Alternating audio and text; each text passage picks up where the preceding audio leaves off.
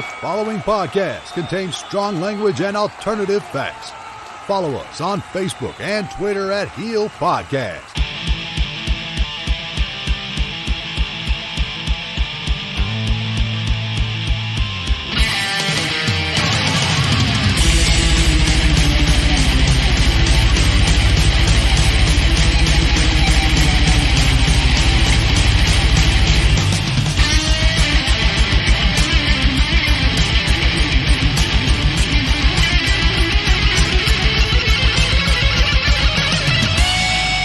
Over the airwaves and under the influence, we are Turning Heel.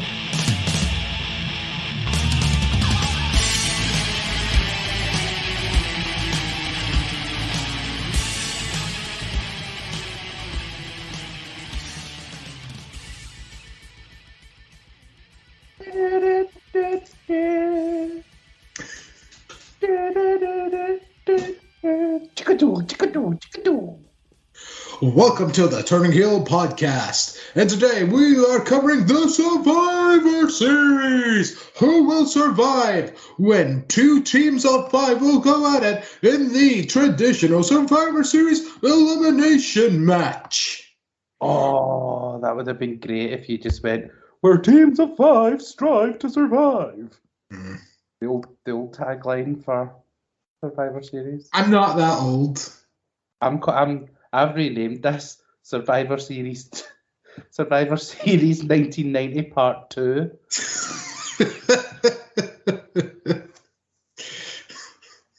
Why the fuck did we get an egg again? Eggs in Survivor Series. You know who we are by now. I'm the Grizzlies, El Hijo del Mad Dog. We are back again with the Survivor Series. And why don't we kick off the hoopla with the kickoff show? Because that is where the egg makes its first appearance. Meh.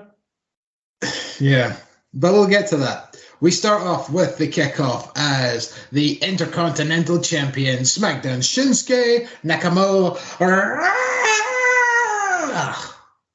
takes on the United States Champion from Raw, Damien Priest. How did this go? So, do you know about Damien Priest's this new gimmick? No. Okay. So, he's no longer the Archer of Infamy. He no longer has that music. He no longer shoots arrows that turn into fire. Now he's Damien Priest. So he's half good, half evil. Are you kidding me on? Yeah, so now is not ever truly good, then he's not ever truly evil. He'll do the things you never could. Aye, like fucking Eiffel Tower, a bitch with Bad Bunny. Yes, Queen. Yeah, so now he's like, oh, look at me. I'm Damien Priest. Ain't I cool? Ain't I awesome? Oh, you pissed me off. I'm going fucking raging. Fucking. Which is exactly what happened in this match. Oh, I really don't like that. It's fucking dumb.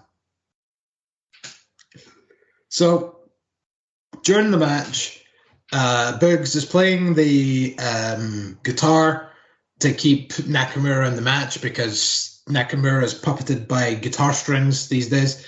We can't let his star power. He needs to get his star power level up so he can whammy. So he can hit a whammy. Aye.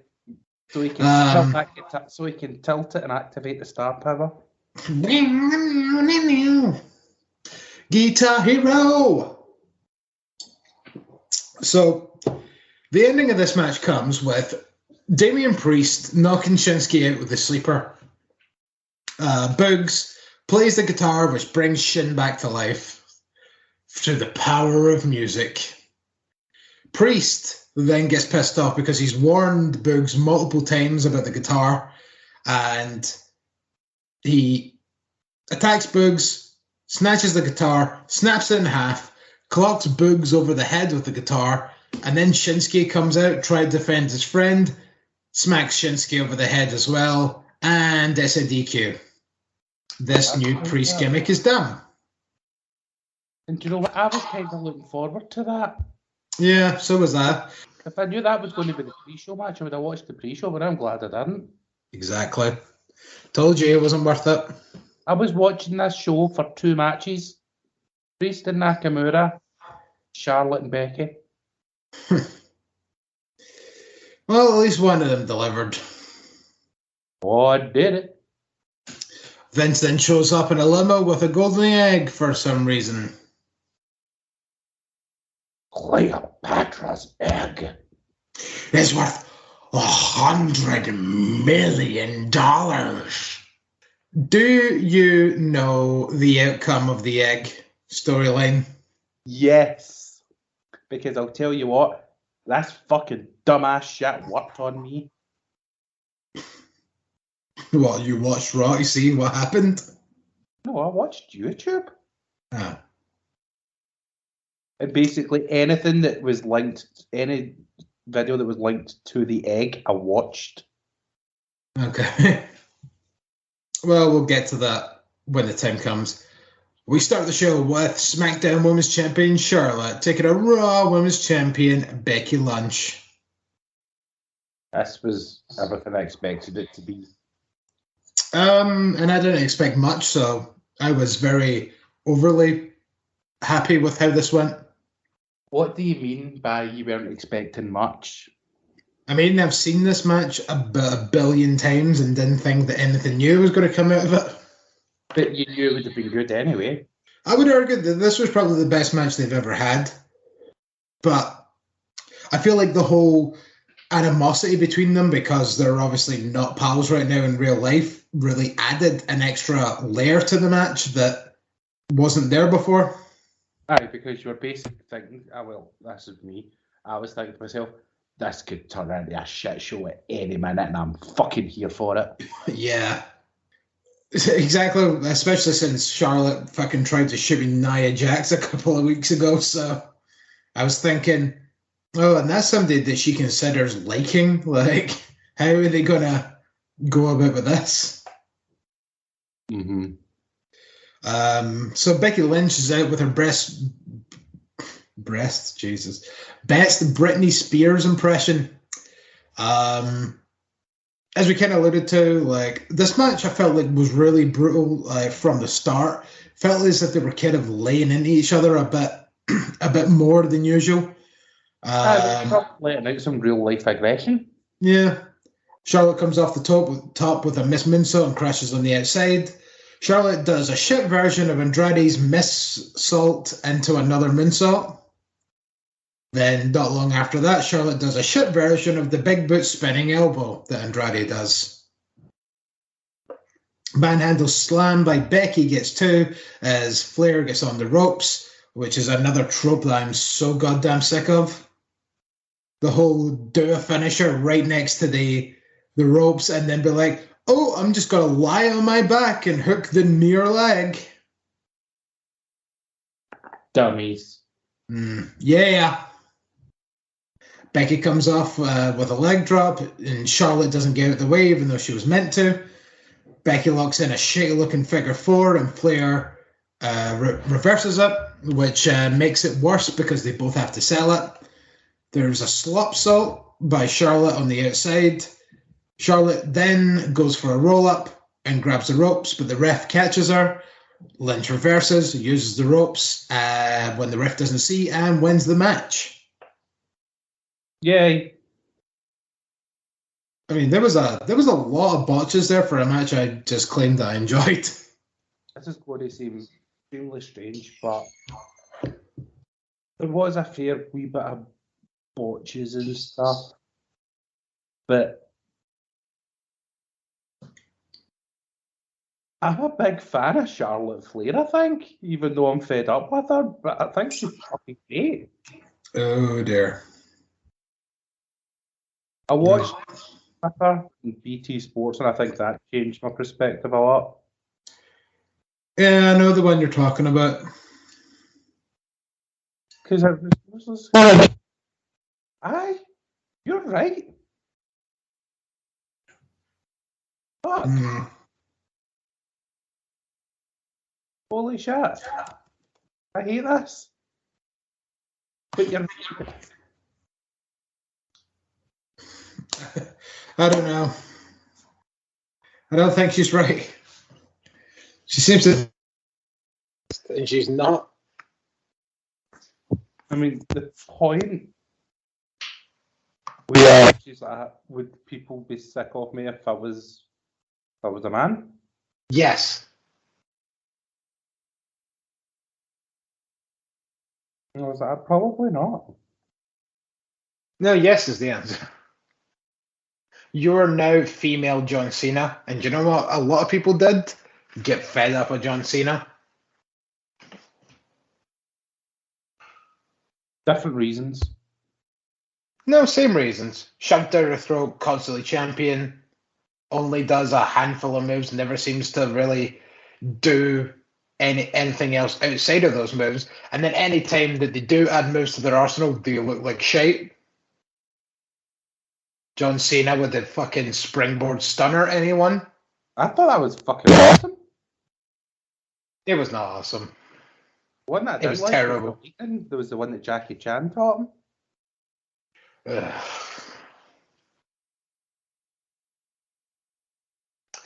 No. Bad boy. That's the only one I don't like. And that got used on a fucking WWE Network special. Super Showdown, I think it was. Yeah, the Australian one. We get a random Drew McIntyre history promo that led to absolutely nothing. Just And so we go... Now they're caring about Drew that the Rumble's coming up. I know. And now we go into the Team Raw versus Team SmackDown Men's Survivor Series elimination match. Okay. Yep. Cool. Bobby Lashley, Austin Theory, Finn Balor, Kevin Owens, and Seth Rollins from Raw took on King Woods, Jeff Hardy, Sheamus, Happy Corbin, and Drew McIntyre from SmackDown. Seth Rollins entertains me now. Yeah, I mean, I've always kind of liked Rollins. The whole Monday Night Messiah thing, I was just like, fuck this. But whatever this is fucking great. Where he's basically fucking moonwalking. He's fucking like moonwalking and all that down to the fucking ring. It's fun to watch. I know. I think he's just in the kind of dad jokes kind of portion of his career. It's great. It's really fun. And then he was interacting with the crowd, like the folk right at the stairs who were singing his song. They were singing like, oh, and he's basically like conducting them like fire. It's funny as fuck. And then the selfies with Austin Theory. Austin Theory is quite fun. And Happy Corbin, obviously, one of the greatest in-ring competitors today. Mm-hmm. With the best theme music. Spoilers for the Heelys. So, Kevin Owens insists on going first. Ding, ding, ding, the match has started. He gets all hyped up. And then walks out of the match and gets eliminated. I liked it. I like it. Then at the top of the ramp, he's like, you think I'm a scumbag? Cool, I'm going to be a scumbag. Catch you. This is what scumbags do. I've just kind of taken a note of the eliminations. So Balor takes out Corbin with a coup de grace. Lashley taps out King Woods with the full Nelson. Lashley and Drew then fight to a double countout. Drew hits Lashley with a Claymore after they're eliminated. And Lashley sells it for about all of 3 seconds, rolls out the ring, and then just stands at ringside looking angry. Wait till his finisher, Lash. He's maybe that many times. He's maybe became immune. I get it. Maybe. No, I'm just trying to bobble look good. Rollins mocks Drew and then gets a Glasgow kiss. Sheamus takes out Finn Balor with a lobster kick. Sheamus goes to attack Hardy, but Rollins takes Hardy off the apron. Then Theory takes out Sheamus with a roll-up and the tights. Sheamus then clotheslines Theory and Jeff Hardy because Sheamus is like, right, where were you? Where were you? Where were you? Where were you? Hardy takes out Theory with the Swanton. Jeff has the Twist of Fate, but Rollins gets the knees up on the Swanton. Seth Rollins gets the stomp. It's over, and Seth Rollins is the sole survivor. Oh, whoa. Oh. Whoa. Roman goes into Vince's office. Vince shows Roman the egg from earlier. Roman doesn't care and says, when Vince says it's worth $100 million, Roman says, that's my next contract, and then leaves. Round of applause for the tribal chief. We get the 25-man The Rock debuted here 25 years ago Battle Royal, sponsored by Pizza Hut. Nobody out pizzas the Hut. I haven't had Pizza Hut in forever. I've had many other pizzas since then. Couldn't tell you. Dig again? And I live in between two. Yeah, so the Street Profits come out with Pizza Hut. They give it to the commentators. There's only about two interesting things of this match. One, Truth bribes Otis with pizza. And he just kind of stands in the ring and eats it, looking all happy. And I was like, oh my God, is this going to resort him back to stakes and weights, Otis? And then Truth kind of slaps him on the ass. And then Otis is like, you motherfucker, throws out Truth. Almost then goes on and eliminates 12 people, accidentally including AJ Styles, and almost gets the victory. There was fucking nothing in this match. Nothing of note. Came down to Ricochet, if anybody cares about who the last person was he threw out. And then Montez Ford starts throwing pizza in at the crowd. It's not exactly the best food to be slinging about to people. It done no bad. Did you see the fucking pizza with some of these slices? I know, but it's not like it's fucking pancakes. They went fucking right over like the ground crowd into the fucking stands. Some of them, it was fucking amazing.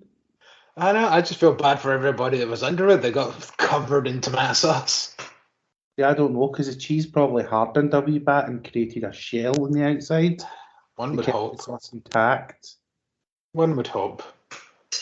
Because if I got covered by some pizza sauce because someone was throwing shit in the crowd at a wrestling show, I would be angry too.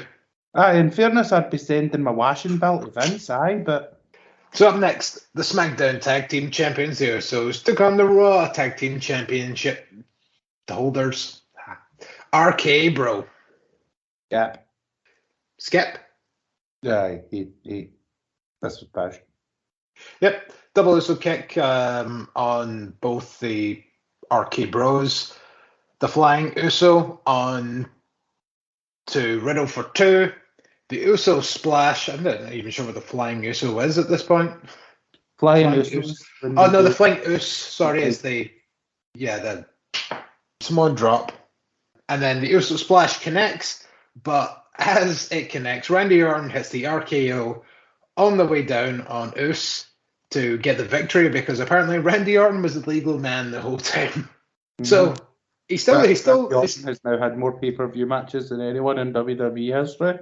Yeah, and he still let Riddle get hit by the whip. He doesn't give a fuck about Riddle, let's face it. But that's what makes it funny.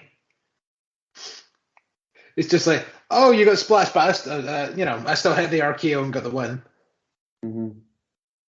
I don't like his weird Three Musketeers facial hair. Which on Raw, Riddle dressed up as Randy Orton, like with the facial hair and the black tights, and even taped up most of his ugly ass feet to make it look like boots. God help me. Vince, Sonya, and Pierce are backstage, and the stupid egg is missing. Wow. What?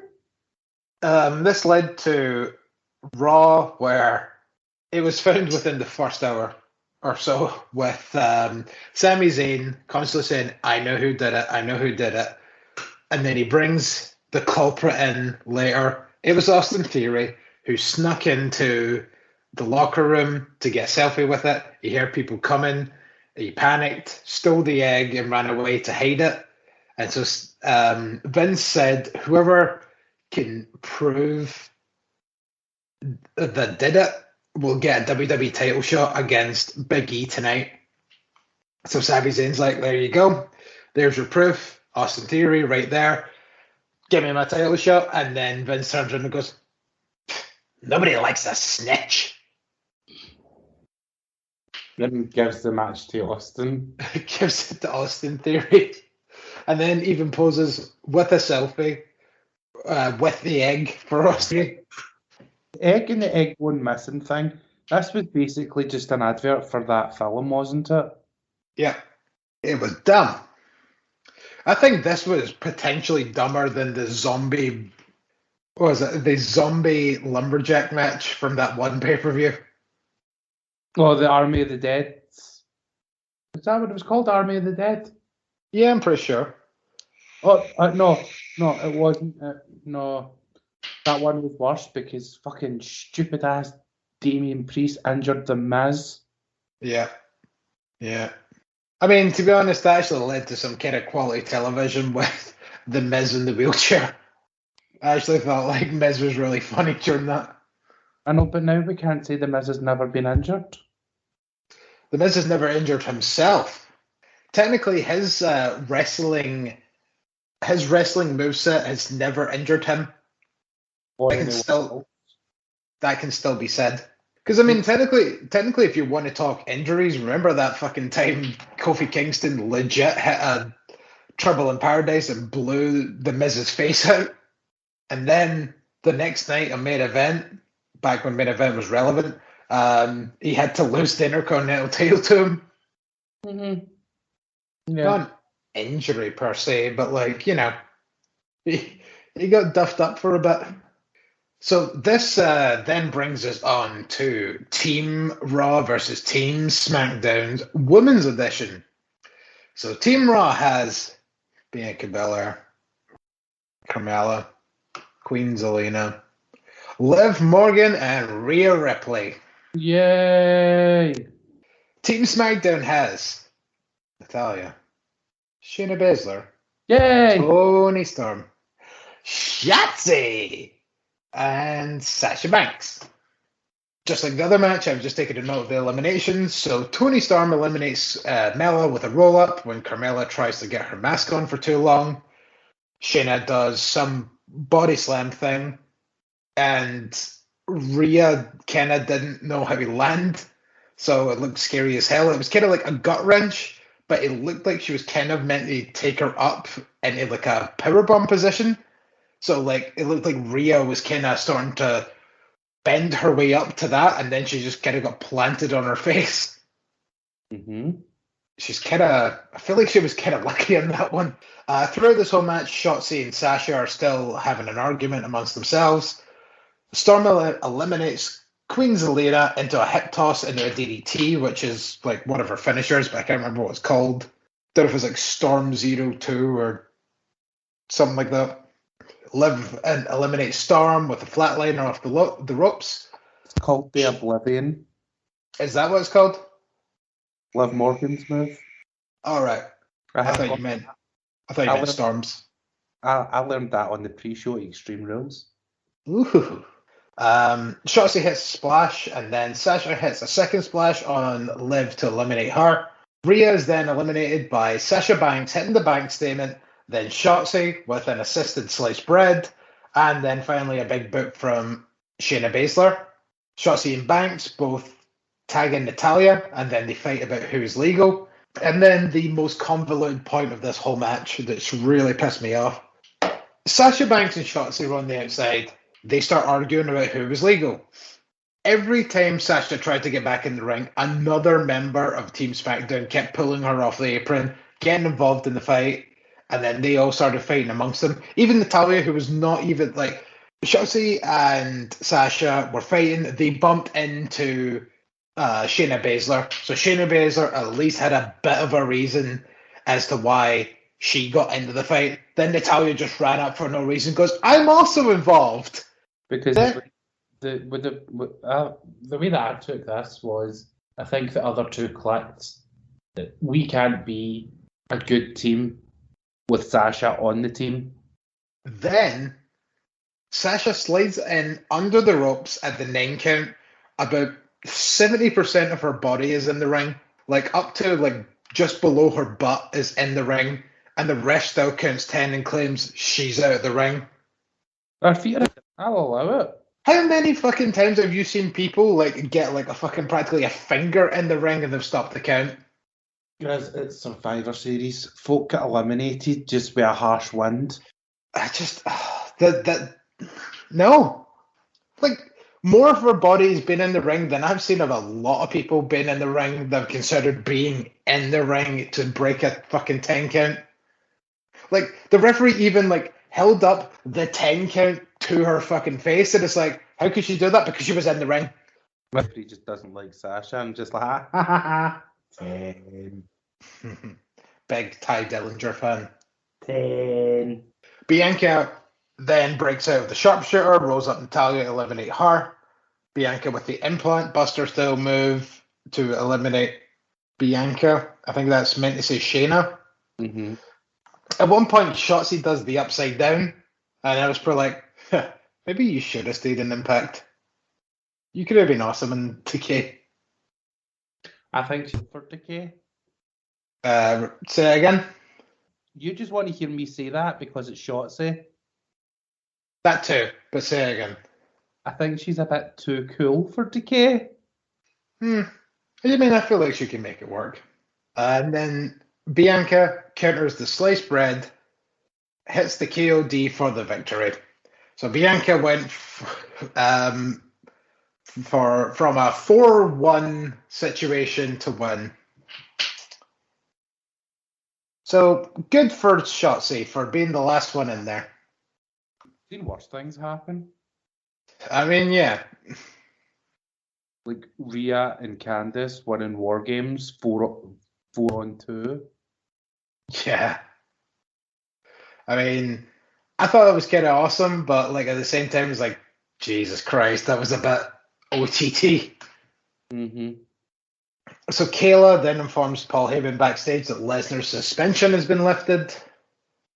They said that it's no longer, what was it? It's no longer like permanent or something. No longer indefinite. Yeah. Then we get a massive amount of fluff to fucking pad this pay-per-view out just that little bit longer.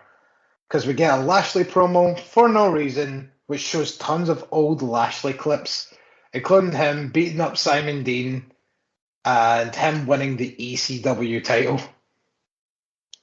Tell you this is them building for the Rumble. This is them letting you know, look, these are your favourites. I guess. Is any of them winning or slim to none? And we get your main event of the evening. Raw's WWE Champion Big E takes on SmackDown's Universal Champion Roman Reigns. I can't tell you none of this because I fell asleep. Fucking wish I did as well. Big E apparently hurts his knee early on in the match, but doesn't seem to sell it as the match goes on. Very convenient. Roman hits a one-arm powerbomb on Big E at one point, which was fucking nuts because of the size of fucking E. Roman then hits a rock bomb at one point for 2. The Superman lunge, which I've wrote here, and then a second, and then E starts hyping up. So a third Superman punch takes him down. Big E with the spear to the outside, once again almost killing himself. Stop doing that or you're going to be paralyzed. Or keep doing it. No. Not that far. Reigns with it. Reigns with a spear gets 2. Big E then breaks out of the guillotine, hits a big ending next to the ropes. Spear by Reigns. Reigns gets the victory. This match was dull as balls. Oh, that's a shame. Is it? Is it really? That's because it's been awesome. I mean, like, Since last year, he's been awesome. it's interesting to note that this match ended without any shenanigans. Because he's the tribal chief. I know, but other matches have definitely ended in shenanigans. So it's just the way he just flat out beat Big E, and it's like, oh well, what's that? It's really helping me believe in Big E as WWE champion because I wasn't struggling enough. Mm-hmm. And well, by gum, that is 2 years in a row, and it's probably about the same length as last year. It just goes to show that even me taking some notes this year is not enough to try and make Survivor Series like a captivating conversation. No. But just purely for the fact that nothing happens. The night after Survivor Series, no consequences whatsoever that just happened at this pay-per-view. Like, show up on Raw, other than someone stealing an egg. I guess, like, kind of one of the only things that we have that we can kind of talk about from Raw is to do with Kevin Owens. It just seems as if he's a grumpy, moody guy that just doesn't want no wrestling no more. So what do you think? Jiggy's just padding out these last couple of months before he splits? I just hope that he doesn't get released like the day before his contract ends. Oh my God, could you imagine? Because that's the kind of cunty thing I can see him doing. Yeah.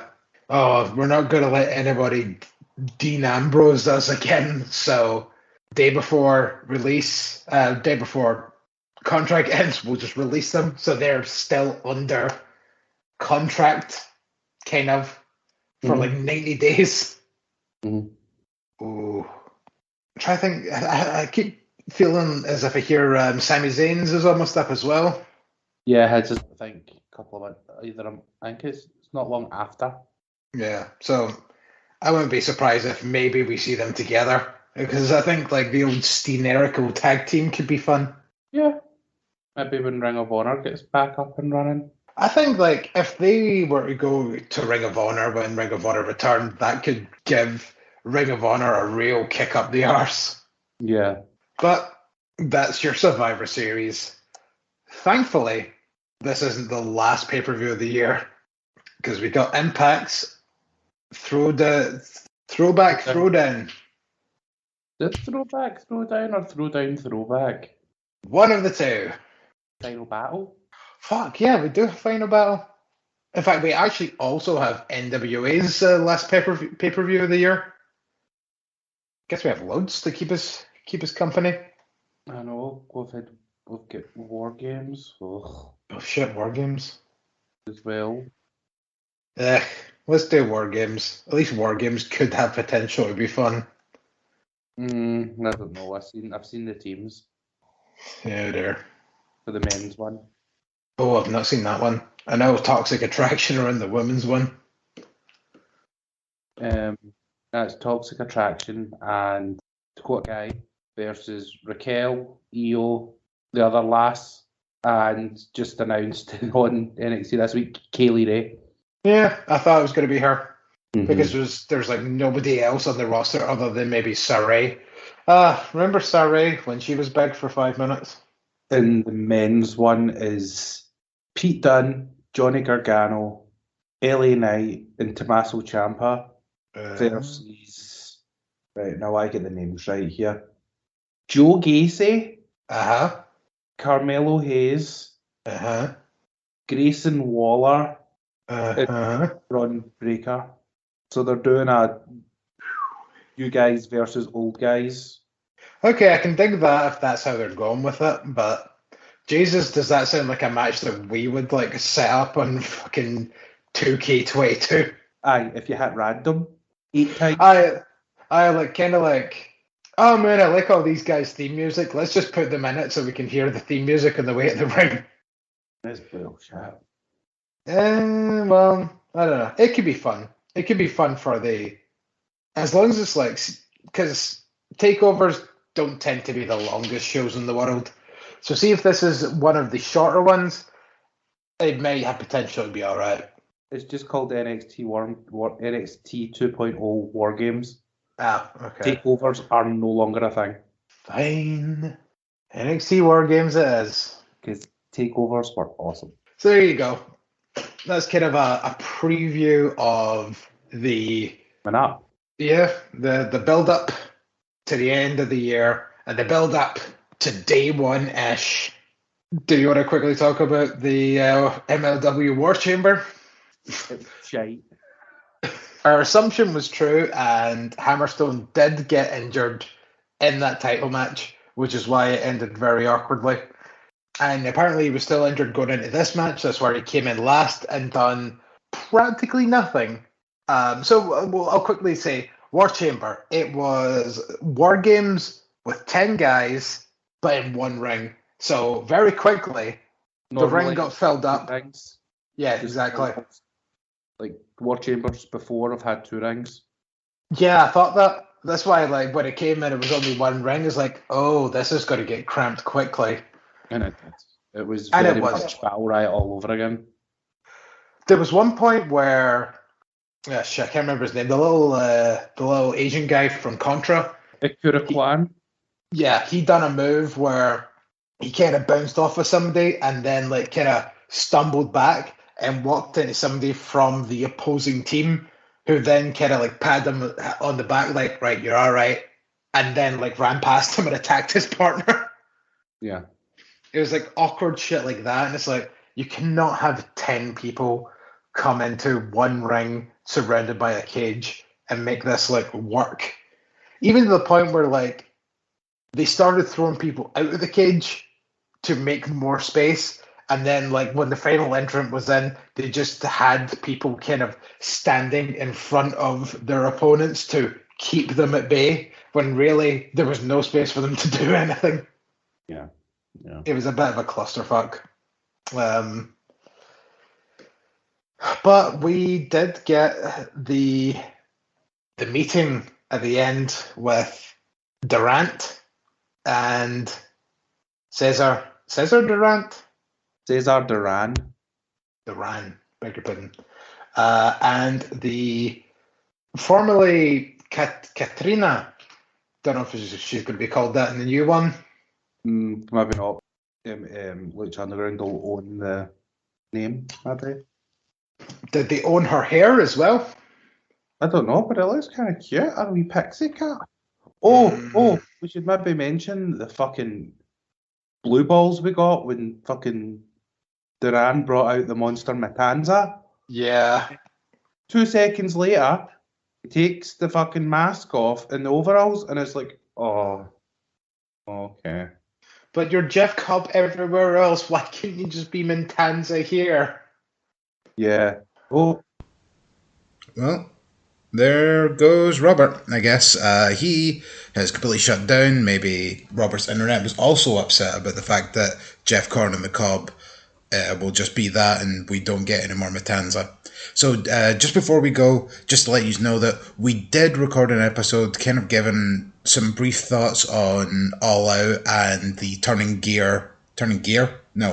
Point pay-per-view, also from the past weekend. But as per usual, which goes hand in hand with the Turning Heel podcast, we are having technical difficulties, so I am going to need to comb through that entire episode and try and clean that shit up a little bit more than normal, which is normally not very much at all, but we'll get that out as soon as we can for you guys. And with that, for Robert, I am the Grizz. Give me some Ho, give me some C, and we'll see you next time.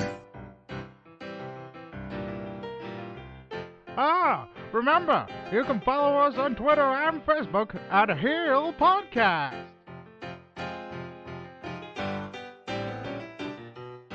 And also, don't forget, you can hear our archives on the World Wide Web at heelpodcast.co.uk.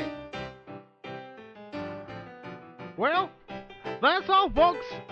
So long. Have a good day.